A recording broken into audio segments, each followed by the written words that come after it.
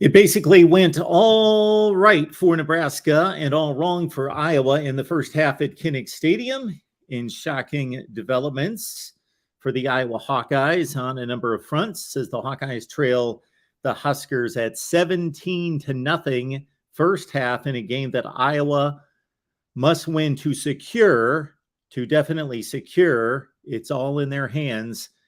The Big Ten Western Division Championship and appear in a second consecutive Big Ten championship game, but it's all been the Nebraska offense, defense, special teams across the board. Well, really, the special teams for Iowa has been the one bright spot as Tory Taylor has continued to pin Nebraska deep in its own territory. But of course, this one got started, and even before kickoff, when Sam Laporta, Iowa's main receiving threat at tight end, a guy who's been termed to have the offense running through him, out for the game, of course. Nebraska, two big injuries on the defensive side for them. Their leading tackler, Luke Reimer, was pulled from this game, and also Marcus Buford, starting defensive back, unavailable for the Huskers. But again, Sam Laporta, a key loss in this one. You would have expected Luke Lachey to be targeted a number of times. Second possession for Iowa in this game went to LaShawn Williams a couple times for two nice gains. Spencer Petras was misfiring all over the place through only 5 or 6 pass attempts, and he missed them all until the strip sack that really got the Huskers going in this game. So they hit the big play to Trey Palmer. We talked about that all week in regards to at least my assessment of this game going into it was that Iowa is obviously clearly the better team through the first 11 games of the season.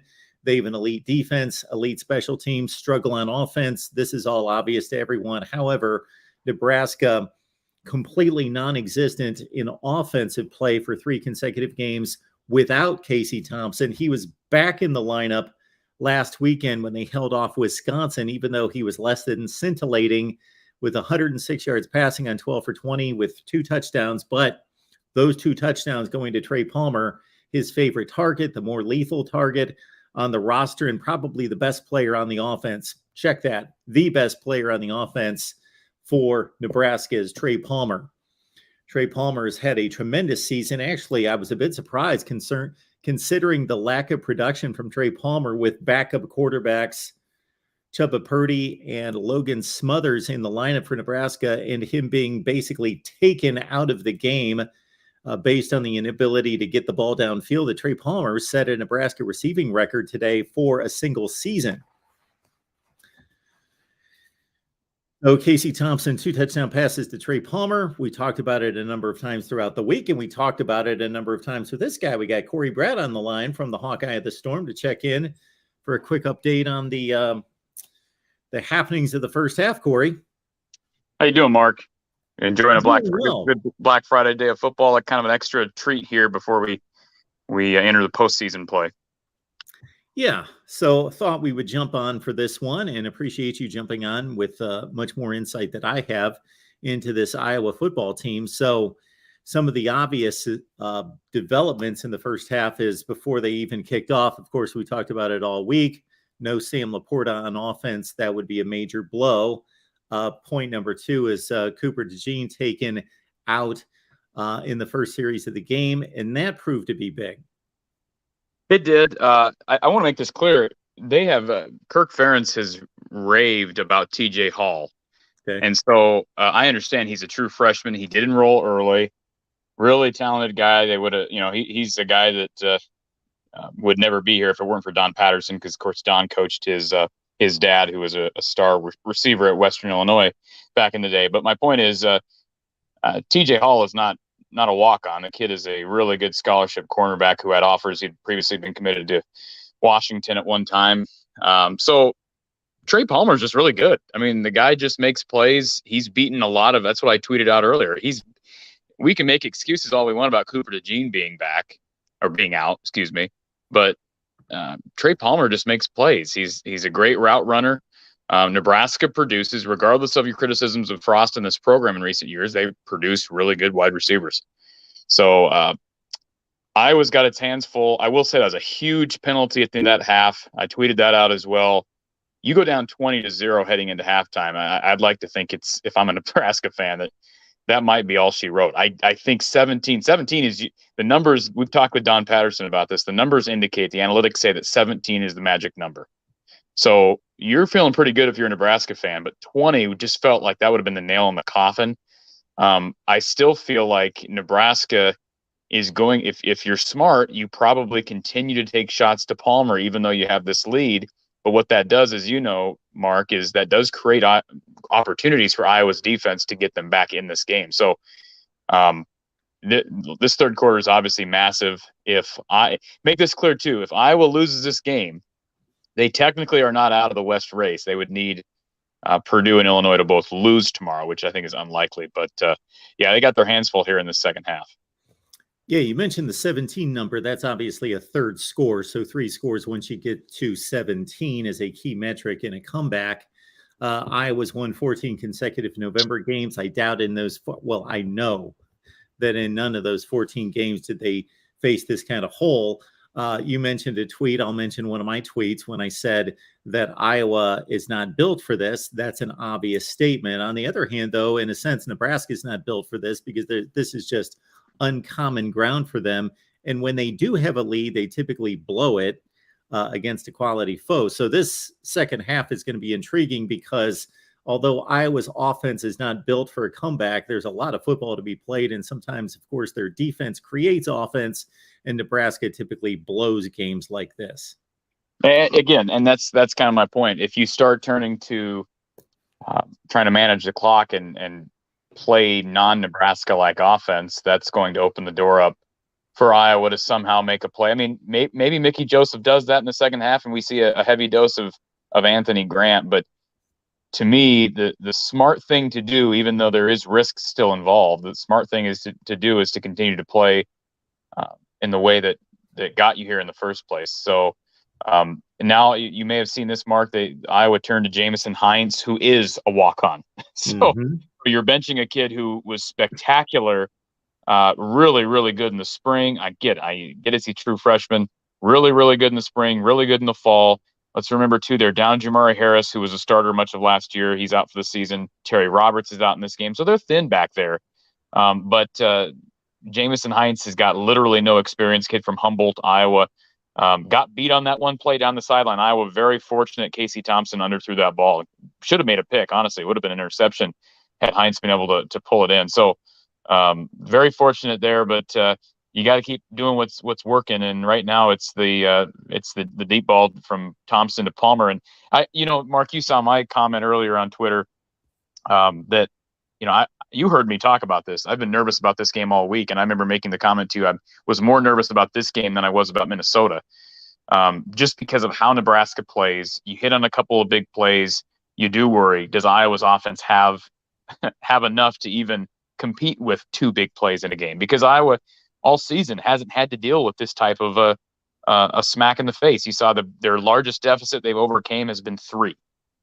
The Iowa defense has been so good at stopping big plays, and that's ultimately why I picked Iowa by 3. I thought, well, ultimately you still have to go with the known commodity that is Iowa's defense. But again, 1 or 2 big plays, we've had a couple. That can be enough. And if Iowa shuts Nebraska out in the second half, Mark, did they have enough offense with Alex Padilla right now to score 17 in the second? Well, that's the other place I'd like to go because once the starting quarterback leaves the game and you go to your backup, that's typically a huge downgrade for most teams in this country, especially most top 25 range teams. But Spencer Petras to Alex Padilla, that's not necessarily a downgrade. Spencer Petras came out misfiring all over the place, and we hope he's okay. So strip sack on him, he gets knocked out of the game. Alex Padilla, I can't really evaluate his performance yet because he just hasn't had much of an opportunity. He's made a couple completions, missed a couple throws, but basically he got ambushed from the outside when the right tackle completely missed an assignment. Caleb Tanner strip sack there that got Nebraska going again. Yeah, they had another issue with the exchange. So Remember that happened against Ohio State, Mark, on the first play from scrimmage in the second half against the Buckeyes. Padilla fumbles the snap on an exchange. Again, is that Logan Jones? Is that Padilla? I'm guessing it's a combination of both. They've had issues. Petras has had issues with the exchange with Logan Jones all year. That's a big problem right now. They've had some free rush. You had the free rush where obviously some miscommunication, lack of understanding on assignment, I guess you could say, on right tackle Jack Plum, who is a fifth-year guy. So, I mean, these are the same issues that we've seen crop up. The obvious difference is you mentioned it, the injury to Cooper DeJean, and that's helped create opportunities through the air. But I'm glad you dispelled that notion. There's going to be somewhat of a narrative out there that, Iowa's lost its best cornerback and they've lost their starting quarterback. But you brought that point up, Mark. Petras was not good in the first how many minutes of this ball game, and fumbled the ball on the play where he got injured. I think he was 1 of 5, 1 of 6 at that point. Had overthrown a number of receivers. So I don't know that this is a downgrade, but we understand that there's not much behind Spencer, and that falls back on the coaches. But that's the reality of a situation like this. Who do you turn to in this situation? I've seen people now, the last couple of minutes on Twitter calling for Joey Labus. They're not bringing Joey Labus in this game. Guy who's never snapped a ball, down 17-0 with the West title on the line. So they're going to ride with Padilla. I will ask you one question, Mark. Did you have any thought on the report from Rick Pizzo on the sideline that apparently, because Petras wasn't in the tent very long, but he apparently came back out of the tent and mouthed to his teammates, "I'm done." Was that odd to you at all? It was very odd to me. Yes.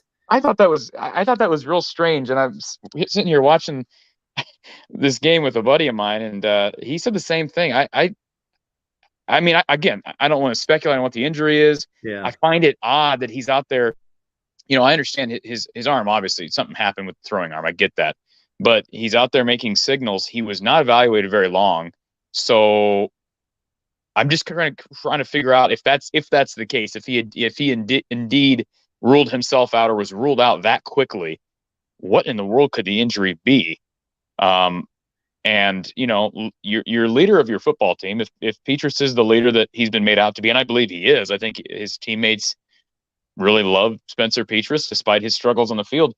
Boy, if there's any game where if you can, Mark, you play through pain, it'd be a game like this, right? I found that strange given the circumstances. But again, I don't know the injury. I'm right there with you, and I'm also right there with you in that I would in no way want to question anything that I'm completely unaware of. We're not there. We didn't go through the conversations, did not hear what was stated, but that was the report from Rick Pizzo on the sideline, that it was mouthed to teammates and coaches. And then we see him on the sideline. It's obviously an upper body injury. He didn't have to leave to go to the locker room. He's on the sideline. Yes, the next shot we see of him is kind of aggressively, actively sending in signals. Well, hold on a second, Mark. So Casey Mallory here, who's one of our loyal listeners, says that it was, according to the radio, a concussion. I'm assuming that report's coming from Rob Brooks for the Hawkeye Sports Network. I'm assuming. Again, that's just what I'm reading here from Casey. So if that's the case, I suppose, I don't know all of what's involved in diagnosing a concussion, but that, again, it would just seem like it was a quick evaluation, and there's reason to believe it was his throwing arm because you saw him kind of working that arm. And did you see his head hit the turf hard? Because I did not. No, I was focused on the right shoulder and the right arm because that's what was landed on and that's how he fell. And obviously watching the play and whether it was a fumble or not. And at that point, I didn't know that he was down when, the focus of the play was whether it was a fumble or not. But I noticed him landing on his right shoulder, and that's how he landed. And so my entire focus in regards to an injury was arm related, shoulder related. Yeah. So I can't confirm or dispute that report from Casey, but regardless, this is what they have, and we're likely going to see the rest of this game with Alex Padilla at the helm.